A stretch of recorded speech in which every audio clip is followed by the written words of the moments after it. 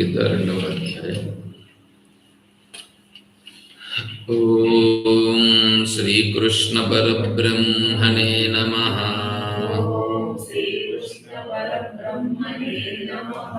శ్రీమద్భగవద్గీత అథ ద్వితీయోऽధ్యాయః. సాంఖ్యయోగః. సంజయ ఉవాచ తం తథా కృపయావిష్టం అశ్రుపూర్ణాకులేక్షణం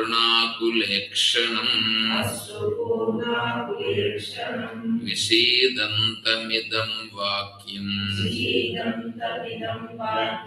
ఉవాచ మధుసూదనః.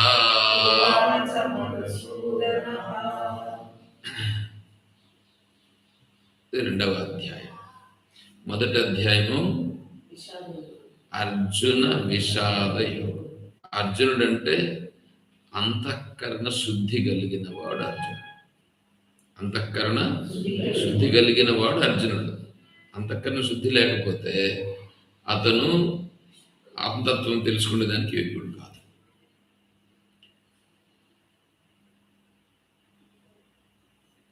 మన వాళ్ళు అంటూ ఉంటారు,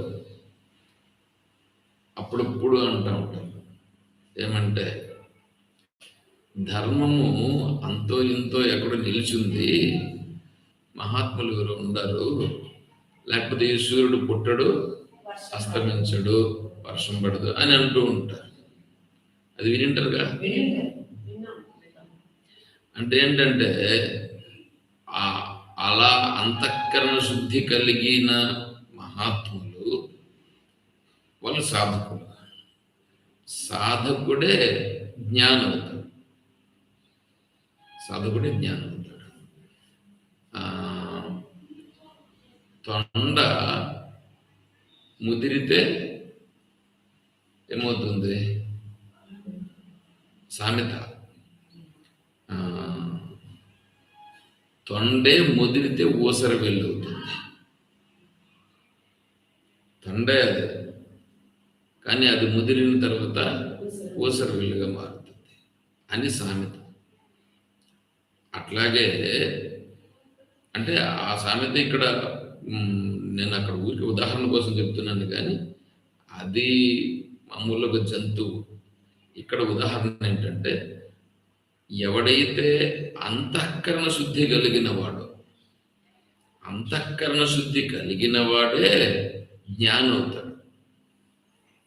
అంతఃకరణ శుద్ధి కలిగిన వాడు జ్ఞానం అవుతాడే కానీ కర్మలు చేసేవాడు, ఉపాసనలు చేసేవాడు జ్ఞాని కాదు. కర్మలు ఉపాసనలు చేసేవాడు సాధకుడు కాదు. సాధకుడే గల ఇంకా మరి జ్ఞానం ఎట్లా అవుతాడు? కర్మ ఉపాసనలు అంతఃకరణ శుద్ధి కోసం చేస్తే అది వాడికి సాధన అవుతుంది. వీళ్ళు కర్మ ఉపాసన చేసేది ఈ కర్మ వలన నాకేదో పొందాలనే ఉద్దేశంతో చేస్తుంటదే కానీ ఆ కర్మ నుంచి నాకు అంతఃకరణ శుద్ధి అనే దృష్టి ఉండదు వాళ్ళకి. అందువలన ఈ కర్మ చేసే వాళ్ళను, ఉపాసన చేసే వాళ్ళను సాధకుడు చూసి ఊరికే ఉంటాడు. వాళ్ళపైన తిరుగుబాటు చేయడు. పైగా ఈ కర్మ ఉపాసనలు చేసేవాళ్ళు సాధకుణ్ణి తప్పులు పడతారు. సాధకున్నే కాదు, జ్ఞానిని కూడా తప్పులు పడతారు. మరి సాధకుడు అంతఃకరణ శుద్ధి కలిగిన వాడు ఎలా ఉంటాడు అంటే, మనకు అర్జున విషాద యోగం అనేటువంటిదే వాడు సాధకుడు నిజమైన సాధకుడు అవునా కాదా అనేదానికి. అంటే నిజంగా అంతఃకరణ శుద్ధి కలిగిన వాడా కాదా? అంతఃకరణ శుద్ధి కలిగిన వాడు జ్ఞాని, ఇద్దరు రెండు పక్క పక్కలో పెడితే సరిపోతుంది అనమాట. అంటే ఏంటంటే ఒక వజ్రం ఉందని అనుకోండి, ఆ వజ్రం అనేటువంటిది ఆల్రెడీ దానికి సానబట్టి వజ్రంగా తయారు చేసి పెట్టారు. ఇంకోటి ఏంటంటే రాయి దొరికింది, వజ్రం రాయి దొరికింది, దాన్ని సాన పట్ల ఇంకా ఇప్పుడు సాన పట్టిన రాయి, సాన పట్టని రాయి రెండు పక్క పక్కలో పెట్టిన. ఇది సాన పట్టినారు, ఇది సాన పట్టల. సాన పడితే ఇదే వజ్రం. ఈ రాయి కూడా ఇప్పుడు వజ్రమే, సాన పట్టాలి అంతే. ఇంకా సాన పట్టడానికి దానికి సరిపోయినోడు చూసినట్టు ఎత్తుకొని సాన పడతాడు. అట్లా అంతఃకరణ శుద్ధి కలిగిన వాడు సాన పట్టని రాయి కలిగిన వాడు, పట్టని రాయి సాధనంగా ఏమంటారు, పదును పట్టని రాయి, అది వజ్రం. అది ఇంకా అట్లే సాన పట్టిన రాయి అది జ్ఞాని. తేడా చూడండి. ఈ కర్మలు ఉపాసనలు చేసుకునేటువంటి వాళ్ళ స్థాయినంతా దాటిపోయిన వాడు అంతఃకరణ శుద్ధి కలిగిన వాడు. పట్టాలి, పట్టకపోతే అట్లాగే అది రాదుగా, అట్లాగే కూడా. ఇప్పుడు పాలరాయి దొరుకుతుంది, పాలరాయి కింద భూమిలో ఉంటుంది, దాన్ని రాయిని తెస్తారు, రాయిని పగలగొట్టి పైకి తీసుకొస్తారు, దాంట్లో విగ్రహాలు తయారు చేస్తారు. అట్లాగే ఇప్పుడు రాళ్ళు నల్లరాయి విగ్రహాలన్నీ కూడా ఉన్నాయి కదా, నల్లరాత చేసిన, ఇప్పుడు వెంకటేశ్వర స్వామి చేసిన విగ్రహాలు ఇవన్నీ కూడా ఉన్నాయి కదా.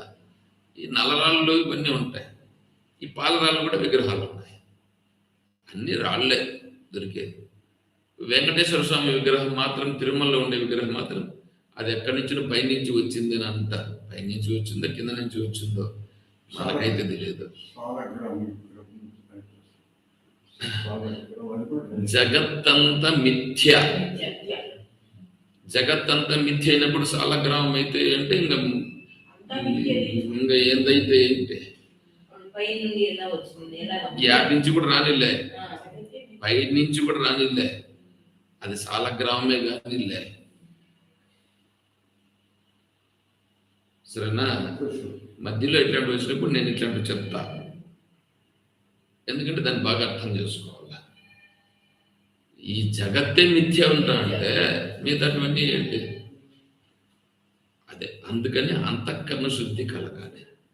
అంతఃకరణ శుద్ధి కలిగితే ఏమవుతుందంటే, ఇప్పుడు వేరే వాళ్ళ దృష్టిలో ఏంటంటే ఇది సాలగ్రామము, ఏదో సాలగ్రామం వీళ్ళు పెట్టుకుని ఉంటారు. సాలగ్రామం, విష్ణు సాలగ్రామం అనేటువంటిది ఒక రాయి ఉంటుంది, దాన్ని వీళ్ళు కూడా తెచ్చి ఇళ్ళల్లో పెట్టుకుని పూజ చేస్తూ ఉంటారు.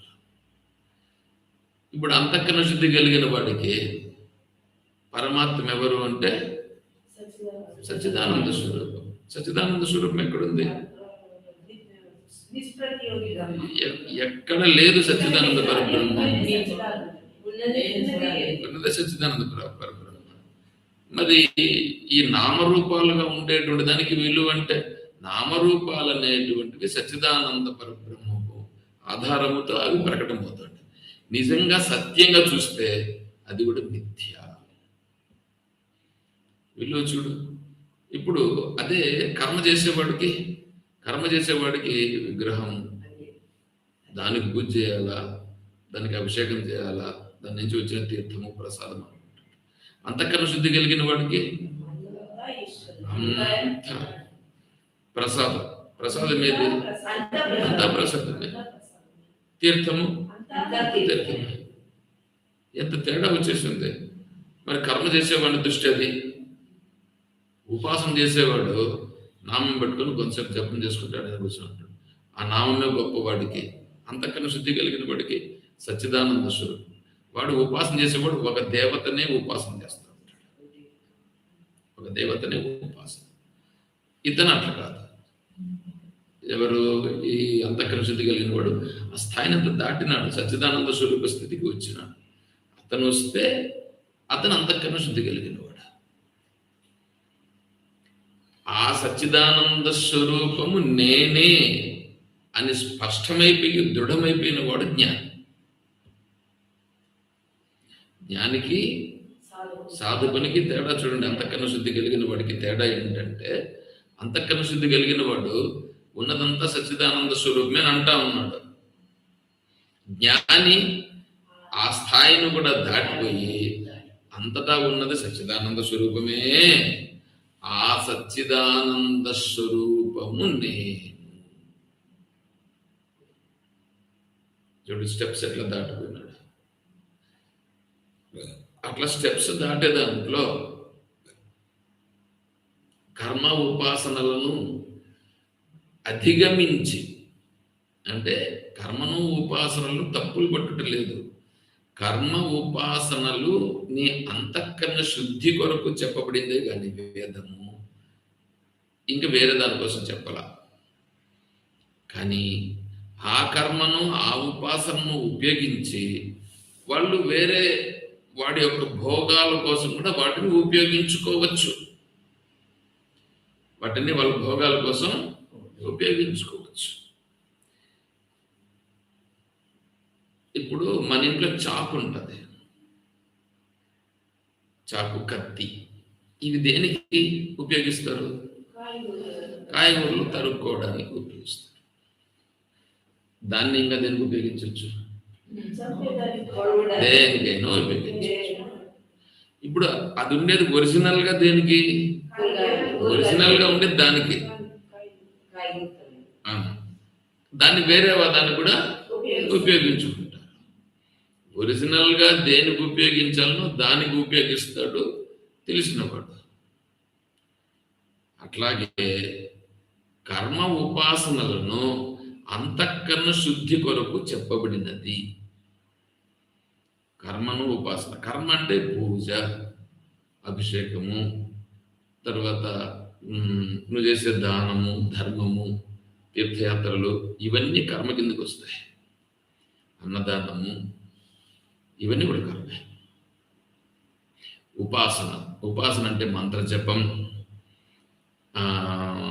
తపస్, ఇవన్నీ కూడా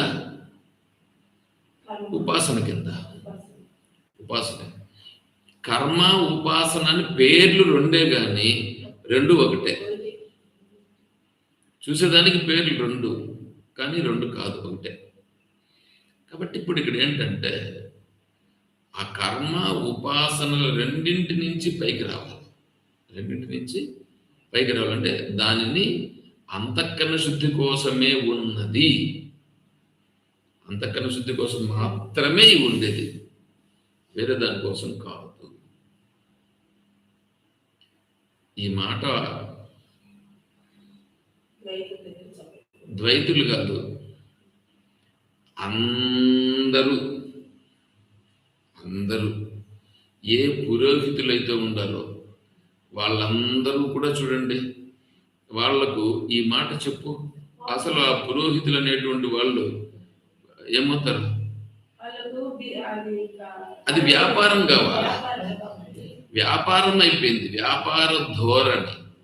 ఇప్పుడు అంతఃకరణ శుద్ధి కోసమే కర్మ ఉపాసన అంటే వీళ్ళందరూ ఏమైపోతారు? జీవనాధారము నీ ప్రారంధంలో ఉంటుంది. ప్రతి ఒక్కరికి ఏమి జరగాలనో అది ఆల్రెడీ డిసైడెడ్. వాళ్ళ దృష్టిలో ఏంటంటే, వాళ్ళ దృష్టిలో కర్మ చేయడమే. అదే చెప్పాను కదా నేను, చాకుని దేనికి ఉపయోగించుకోవాలో దానికి ఉపయోగించాలి. అదేమైపోతుందంటే నీకు ఒరిజినాలిటీ కంటే ఏదో ఒక సామెత ఒకటి ఉండాలి. మంచి చీర కట్టుకునే లోపల చెడ్డ ఊరు తిరుక్కొని వచ్చేస్తుంది. ఈ సామెతలు ఎప్పుడన్నా ఉమ్,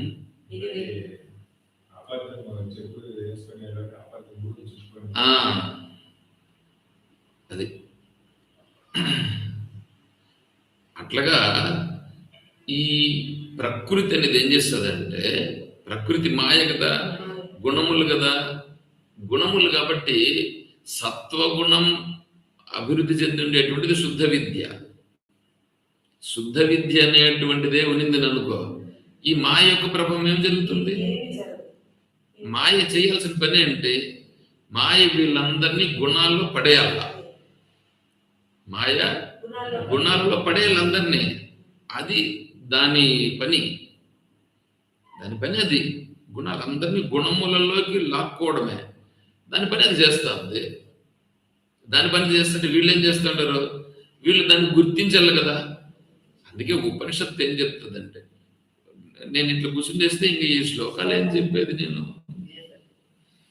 కానీ ఇక్కడ చెప్పాల్సిందే లేదు, తప్పదులే. ఊరికే పారాయణం చేసేసుకోవాలంటే ఈరోజు మళ్ళీ సాయంకాలం చెప్పుకుందాము. ఇక్కడ ఇంట్రొడక్షన్ కిందనే చెప్తాను. కాబట్టి ఇప్పుడు ఏంటంటే, ఈ మాయ గుణముల రూపంగా అందరిని లోపరుచుకుంటుంది.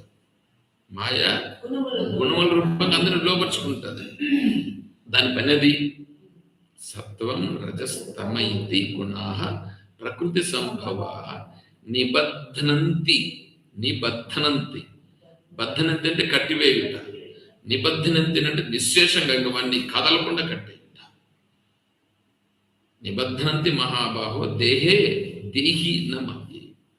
ఈ దేహములో ఈ దేహిని బంధించేస్తుంది. దేహి అంటే ఆత్మనని కాదు, వీడిని, ఈ కర్తను బంధించేస్తుంది. కర్తను బంధించేస్తే ఆ వెనకాల ఉండేటువంటి వాడు ఆభాసుడు కాబట్టి ఆభాసుడు కూడా బంధింపబడిపోయినాడా అన్నట్లుగా ఉంటుంది. ఇప్పుడు మీరు ధ్యానం చేస్తున్నారు అనుకోండి. ధ్యానం చేస్తున్నది ఎవరు? ఇప్పుడు మనస్సా ఆత్మనా? మనస్సు చేస్తూ ఉంది. ఆభాసుడు ఎందుకు ధ్యానం చేస్తుంది? ఆభాసుడు కదలుతానంటే చంచలం అనుకోండి, చంచలంగా ఉంటాడు వీడు. నడుస్తాడు, పరిగెత్తాడు, ఇవన్నీ చేస్తున్నాడు. ఇది చేస్తాండేది మనస్సు చేస్తాందా లేకపోతే ఆభాసుడు చేస్తానడా? మనస్సు చేస్తాడు. మనస్సు ధ్యాయతీవ లీలాయతీవ అని ఉపనిషత్తు చెప్తారు. వీడు ధ్యానం చేస్తాంటే ఇక్కడ చేస్తా ఉంటే బా ఆత్మ ధ్యానంలో మునిగిపోయింది అంటారు. వాడు నడుస్తూ కదులుతూ ఉంటే వాడు ఆత్మ కదలుతా ఉంది అని అంటారు. ఆత్మ కదలదు, కదిలించదు, ఏమీ చేయదు. కదిలేది, కదిలించేది ఇదంతా కూడా మనస్సు. ఇదంతా కూడా మనస్సు. కాబట్టి నేను సచ్చిదానంద స్వరూపం, దానికి రావాలి. నేను సచ్చిదానంద స్వరూపం అనే స్థితికి రావడానికి నీకు కర్మ ఉపాసనలు పెట్టడం జరిగింది. ఇక్కడ అంతఃకరణ శుద్ధి కలిగినటువంటి వాడు ఎలా ఉంటాడు అనేది అర్జునుడిని చూపిస్తున్నారు 1వ అధ్యాయంలో. అర్జునుడు చూపిస్తున్నారు. అర్జునుడు చూడండి ఇప్పుడు ఎట్లా ఉన్నాడు. ఆయన ఎంత పరాక్రమవంతుడు. అంతటి పరాక్రమవంతుడైనప్పటికీ వీళ్ళందరినీ చూసి ఆయనలో ఉన్నటువంటి సహజత్వమైనటువంటి భావాలు పైకి వచ్చేస్తున్నాయి. ఆయనలో యుద్ధ పరాక్రమం ఉండినా యుద్ధ పరాక్రమం పక్కలో పెట్టి ఇంతమందిని చంపాలనా కరుణ. ఆయనలో ఏమొచ్చింది? కరుణ వచ్చింది. ఆ కరుణ అనేటువంటిది ఎవరికి వస్తుంది? అంతఃకరణ శుద్ధి కలిగిన వాడికి వస్తుంది. అంతఃకరణ శుద్ధి కలిగింది. కానీ అర్జునుడు అంటాడు ఏంటంటే రెండింటిని కలిపేసినాడు. కరుణ అనేది ప్రకటింపబడుతోంది. ఆ కరుణను అందరికీ ఆపాదించినాడు, కానీ నా వాళ్ళు అనే భావన ఉంది అక్కడ. నా వాళ్ళు అనేటువంటి భావన ఈ కరుణతో కలిసిపోయి ఉన్న కారణం చేత కరుణ కరెక్టే. కరుణ కరెక్టే. కరుణ అంటే ప్రేమ, దయ, అంత కరెక్టే. కానీ ఏడుస్తానుడే, ఆ ఏడుపు తప్పు కదా. ఏడుపు ఎక్కడ ఉంటే బాధ కానీ శోకము కానీ ఏదైనా ఉంటే అది అవిద్య లక్షణం. కొంచెమైనా సరే మనస్సుకు బాధ కలిగిందంటే అవిద్య లక్షణం. ఇది ఇంతే అని గుర్తించి ఉండగలిగితే అది జ్ఞాన లక్షణం.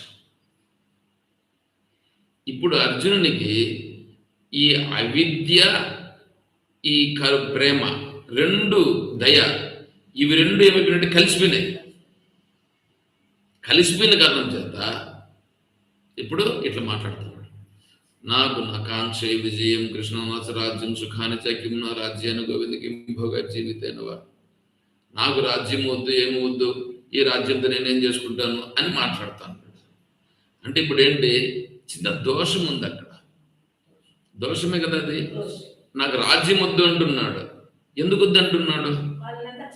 వాళ్ళని చంపాలనే ఒకటి, చంపేదానికి వెనుకాడడం లేదు, కానీ వాళ్ళని చంపితే ధర్మాన్ని నాశనం చేసిన వాడిని అవుతాను అని. అంటే ఇప్పుడు ధర్మమేదో అధర్మమేదో ఆయనకు స్పష్టం కావట్లేదు. స్పష్టం అయితే ఈ భావనతో మాట్లాడతాం. ధర్మమో అధర్మమో, ఇప్పుడు వాళ్ళు వచ్చిండేది యుద్ధరంగంలోకి వచ్చినారు. యుద్ధరంగంలోకి వచ్చినట్టు నువ్వు కూడా యుద్ధరంగంలోకి వచ్చినావు. అంటే ఇప్పుడు నువ్వేం చేయాలా? ఏం చేయాలి? అలాగే నీకు మానవ జన్మ వచ్చింది. మానవ జన్మ వచ్చినప్పుడు నువ్వు మానవ జన్మలో నువ్వేం చేయాలా? నీ సహజత్వ స్వరూపాన్ని తెలుసుకునేదానికి మానవ జన్మ వచ్చింది. ఉపనిషత్తులో ఈ శరీరాన్ని తయారు చేసిన తర్వాత, ఈ శరీరమే కాదు అన్ని జీవరాశుల శరీరాలు తయారు చేసిన తర్వాత ఈ సచ్చిదానంద స్వరూపం అనేటువంటిది భావించింది. మరి నేను ఏంటి పరిస్థితి ఏంటి? నేను దీనిలో ప్రవేశిస్తానని చెప్పి అనుప్రవిశ్య అంటే దాంట్లో ప్రవేశించింది. ప్రవేశించిన తర్వాత ఇప్పుడు చూసింది, అంతా చూసింది. నేను ప్రవేశించిన దానివల్ల ఏం ప్రయోజనం, ఏం లాభం చూసింది. చూసి ఇది మాయ, ఇది ప్రకృతి, ఇది సచ్చిదానంద స్వరూపం, ఆ సచ్చిదానంద స్వరూపమే నేను, ఈ గుణములంతా కూడా నా వల్లనే వచ్చినాయి అని తనంతా తనే తెలుసుకునేది. ఒకసారి మాయలోకి పడిపోయినారని అనుకోండి, మాయలోకి పడిపోతే వాడు అటు నుంచి బయటపడడం కష్టం. కానీ ఇప్పుడు దీంట్లో ప్రవేశించిన తర్వాత ఇది తెలుసుకునేది. ఏమని తెలుసుకునేది? ఇదంతా మాయా గుణములు, ఇవన్నీ నా నుంచినే సృజింపబడినాయి, నేనే ఇందులో ప్రవేశించినాను, ఇప్పుడు నాకు బాగా సంతోషంగా ఉంది అని తను బాగా తృప్తిని పొందినది ఉపనిషత్తు చెప్తారు. అంటే తనంతట తానే తెలుసుకునేది, తనే మళ్ళా సహజంగా ఉంది అంతే. అందుకోసమే జరిగింది ఇక్కడ. ఇదంతా కూడా ఏంటి? ఇదంతా కూడా దైవీ శక్తితో కదా జరిగింది. ఈ దైవీ శక్తితో జరిగిందని వీడు తెలుసుకోవడం అంతే. ఆ తెలుసుకునేది ఒక్క మనిషికి మాత్రమే సాధ్యమవుతుంది. ఒక్క మనిషికే, మిగిలిన వాటన్నింటికి సాధ్యం. అందువలన వీడు అంతఃకరణ శుద్ధి కలిగి దాన్ని తెలుసుకోవాలి. అర్జునుడు అంతఃకరణ శుద్ధి కలిగి ఉన్నాడు. అందువలన ఆ కరుణ, దయ, ప్రేమ లక్షణాలు ఉన్నాయి. నాకు 3 లోకాలు ఇచ్చినా కూడా నేను యుద్ధం చేయను.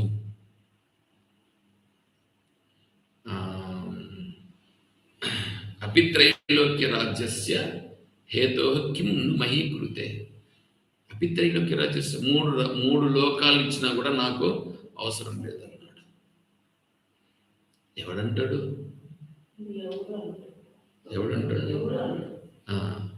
అక్కడ చిన్న ఇది ఇస్తానంటేనే వీడు ఏదైనా సరే చేసేదాన్ని. ఈ కర్మ చేసేదంతా కూడా దానికోసం చేస్తారు, ఉపాసన చేసేదంతా కూడా దానికోసం చేస్తారు. కానీ కర్మ ఉపాసన ఎందుకోసం చేయాలా? అంతఃకరణ శుద్ధి కోసం చేయాలి. కర్మను, ఉపాసనను, వాటన్నింటినీ, యజ్ఞము, వీటన్నింటినీ కూడా 17-18 అధ్యాయాల్లో వివరంగా చెప్తాడు పరమాత్మ. కాబట్టి సాత్విక కర్మ చేయాలి, సాత్విక యజ్ఞం చేయాలి, సాత్విక దానం చేయాలి, సాత్విక తపస్సు చేయాలి. చూడట్లా మానసికంగా కూడా మానసిక తపస్, వాచక తపస్, కాయక తపస్, వీటిని చేయాలి. వీటిని చేస్తే అంతఃకరణ శుద్ధి కలిగిన వాడు అవుతాడు. ఇప్పుడు అంతఃకరణ శుద్ధి ఉంది అర్జునునికి, కానీ ధర్మాధర్మ విచక్షణలో అక్కడ ఏమైపోయినాడంటే స్పష్టమైన నిర్ణయానికి రాలేకుండా ఉన్నాడు. స్పష్టమైన నిర్ణయానికి రాలేకుండా ఉన్నాడు కాబట్టి ఏడుస్తూ ఉంటాడు. అర్థమైందా? అది అర్జునుడు ఏడ్చినాడు. ఎందుకోసం ఏడ్చినాడు? రాజ్యం కోసమే ఏడ్చింది. ధర్మాన్ని చంపేస్తున్నానే, ధర్మాన్ని అతిక్రమిస్తున్నానే అని ఏడ్చినాడు. మీరు చూసుకోండి, ధర్మాన్ని నేను చంపుతున్నానే అని ఏ రోజైనా బాధ అనిపించిందా? ధర్మాచరణ చేయట్లేదే నేను అని బాధ అనిపించిందా? అయ్యా పూజ ఇలా చేయాలయ్యా, ఇందుకోసం చేయాలయ్యా అని చెప్పితే అని చెప్పాలా, అవునా? రామనామం ఇందుకోసం చెప్పాలయ్యా, ఇలా చెప్పాలయ్యా అని చెప్పాలి. ఎవడింటాడు? చూసుకో. మాయ యొక్క ప్రభావం ఎట్లా ఉందో, గుణముల యొక్క ప్రభావం ఎట్లా ఉందో. అందుకనే మనుష్యాణం సహస్రేషు కశ్చిత్, ఎవడో ఒకడు.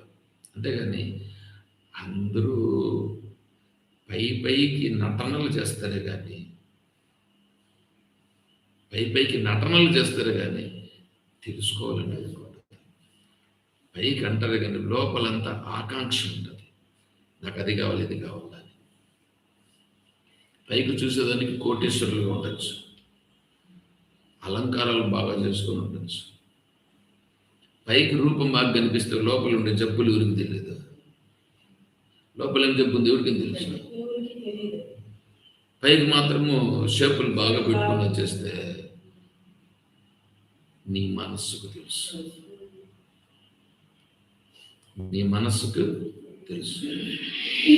అంతఃకరణ శుద్ధి కలిగి ఉందా లేదా అనేది కూడా నీకే తెలుసు. మాట్లాడే మాటల్లో కూడా తేడాలు వచ్చేస్తే వీళ్ళందరూ ఇట్లుంటారు. కానీ అర్జునుడు అట్లా, అర్జునుడు ఉన్నదాన్ని కుండ బద్దలు కొట్టినట్లుగా ధర్మాన్ని నేను అతిక్రమిస్తున్నానే అని బాధపడి ఏడుస్తూ కూర్చుండేశాడు. నేను యుద్ధము చెయ్యను మహాప్రభో, నేను ధర్మాన్ని అతిక్రమిస్తున్నాను, వాళ్ళు నన్ను చంపేసినా కూడా పర్లేదు, నేను ధర్మాన్ని అతిక్రమించాను అని కూర్చున్నాడు. అయితే ధర్మం ఏదో అధర్మం ఏదో తెలియలా, స్పష్టంగా లేదు, అక్కడ స్పష్టంగా లేదు. దానిని సరిచేస్తాడు ధర్మము తెలిసిన మహాత్ముడు, ధర్మం తెలిసిన మహానుభావుడు ఎదురుగా ఉన్నాడు కాబట్టి వారు గట్టెక్కినారు. అట్లాగే ధర్మాధర్మ విచక్షణ కలిగిన మహానుభావుణ్ణి మనం ఆశ్రయిస్తే మనం కూడా ధర్మం కోసం అలా అర్జునుడు, అందుకేమైంది అది అర్జున విషాద యోగము, అది యోగం అయ్యింది, యోగం అవుతుంది. అట్లా చేయాలి యోగం, అందుకోసం ఉండాలి యోగం, అంతేగాని వేరే దానికోసం కాదు. సరే, ఇది సాంఖ్యయోగం 2వ అధ్యాయం. ఈ సాంఖ్యయోగం గురించి సాయంకాలం చేద్దాం, కానీ ఇప్పుడు 10 శ్లోకాలు పారాయణం చేద్దాం. సంజయ ఉవాచ తం తథా కృపయావిష్టం అశ్రుపూర్ణాకులేక్షణం విషీదంతమిదం వాక్యం ఉవాచ మధుసూదనః. శ్రీభగవానువాచ కుతస్త్వాకస్మలమిదం విషమే సముపస్థితం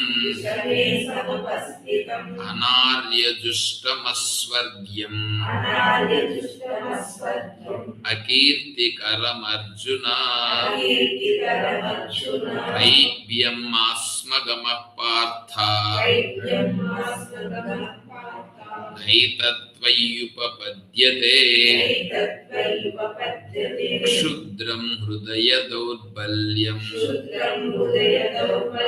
त्यक्त्वोत्तिष्ठ परन्तप। अर्जुन उवाच कथं भीष्ममहं संख्ये द्रोणं च मधुसूदन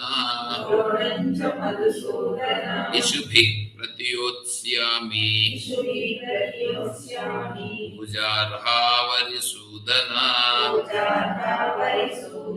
गुरुन् हत्वा हि महानुभावान् श्रेयो भोक्तुं भैक्षमपीह लोके हत्वार्थकामांस्तु गुरूनिहैव भुञ्जीय भोगान् रुधिरप्रदिग्धान् न चैतद्विद्मः कतरन्नो गरीयो यद्वा जयेम यदि वा नो जयेयुः यानेव हत्वा न जिजीविषामः एव स्थिताः प्रमुखे धार्तराष्ट्राः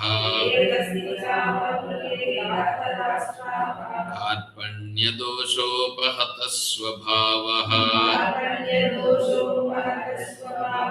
पृच्छामि त्वां धर्मसम्मूढचेताः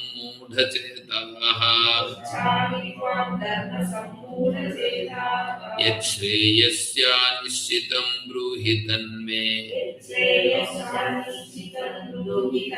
शिष्यस्तेऽहं शाधि मां त्वां प्रपन्नम् न हि प्रपश्यामि ममापनुद्यात् यच्छोकमुच्छोषणमिन्द्रियाणाम् अवाप्य भूमावसपत्नं रुद्धम् राज्यं सुराणामपि चाधिपत्यम् संजय उवाच एवमुक्त्वा ऋषिकेशं